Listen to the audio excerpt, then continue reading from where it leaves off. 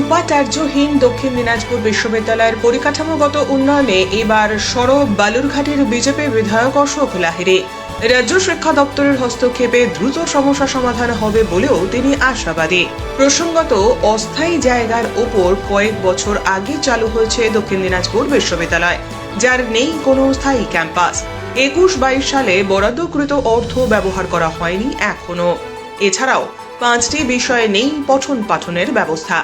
স্থায়ী শিক্ষক এবং কর্মী নিয়োগও হয়নি। স্থায়ী উপাচার্য দায়িত্বে আসছেন না, জানিয়ে কার্যত টালমাটাল পরিস্থিতি এই বিশ্ববিদ্যালয়। দ্রুত এই বিশ্ববিদ্যালয়ের হাল ফেরাতে এবার রাজ্য সরকারের দিকেই তাকিয়ে বিধায়ক।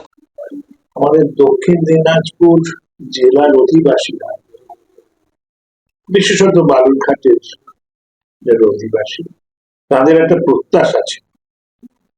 সেই প্রত্যাশা ছিল যে 2018 সালের ফেব্রুয়ারি মাসে মাননীয় মুখ্যমন্ত্রী ঘোষণা করেছিলেন যে উনি দক্ষিণ দিনাজপুর বিশ্ববিদ্যালয় স্থাপন করবেন। তো জেলাবাসী খুব আহ্লাদিত হয়েছে যে মাননীয় মুখ্যমন্ত্রী মাঝে মধ্যেই বলেন যে উচ্চশিক্ষার প্রসার হবে, বাংলা এগিয়ে যাবে। তো আপনারা জানেন দক্ষিণ দিনাজপুর একটা অনগ্রসর জেলা। এখানে ব্যাকওয়ার্ড ডিস্ট্রিক্ট ক্লাসিফিকেশন তৃণমূল সরকার করলে আমাদের দক্ষিণ দিনাজপুরও তার মধ্যে আসছে। তো যদি আমি বলি যে আমার কি লেখাপড়া আমি বলবোই না, তাহলে তো আমি যে নিরক্ষর সেটা তো জানাই যাবে।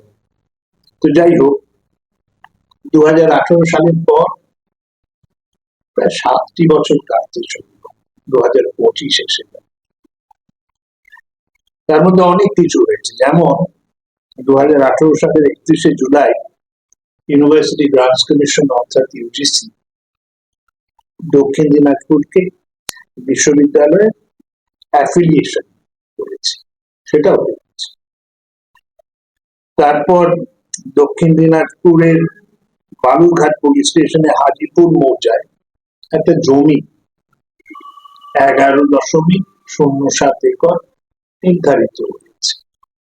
তাই শুধু নয়, তারপর 2,71,00,000 টাকা মঞ্জুর হওয়াতে 2019 সালে সেখানে প্রাচীরও হয়েছে। তারপর বিড়ম্বনাটা এটাই হচ্ছে যে একটা বিশ্ববিদ্যালয় চালাতে গেলে, ছেড়ে দিন বড় বড় বিশ্ববিদ্যালয়ের কথা ছেড়ে দিন, কতগুলো ন্যূনতম পরিষেবা তো দরকার, যেমন লেকচার থিয়েটার, লাইব্রেরি, মাস্টারদের বসার ঘর, একটা প্রশাসনিক কেন্দ্র, এর জন্য যে বাড়িঘর দরকার সেগুলোর কিছুই।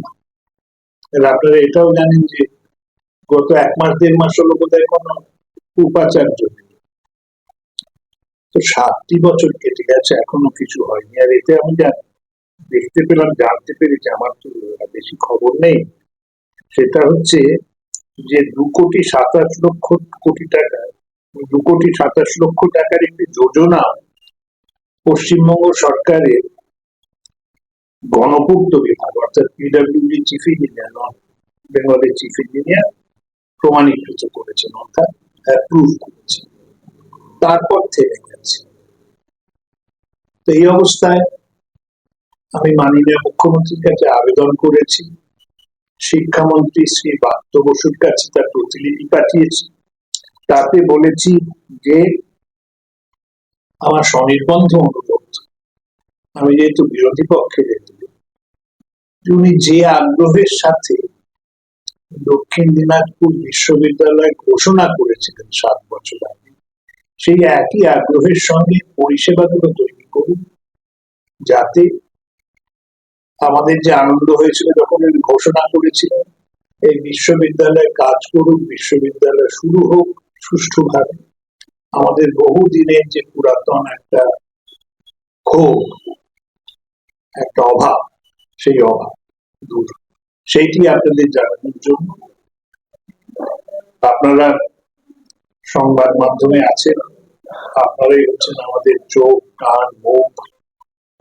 এইটাকে আপনারাও বলুন, এই ঘটনা ঘটেছে, এটার এবার দূরীকরণ করতে হবে এবং তার জন্য মাননীয় মুখ্যমন্ত্রীকে নিজে, আমি বলছি উনি এটা দিকে মত দিন এবং এই আমাদের অভাব দূর করুন, এইটি আমি বলছি। ব্যুরো রিপোর্ট, উত্তরের প্রহরী।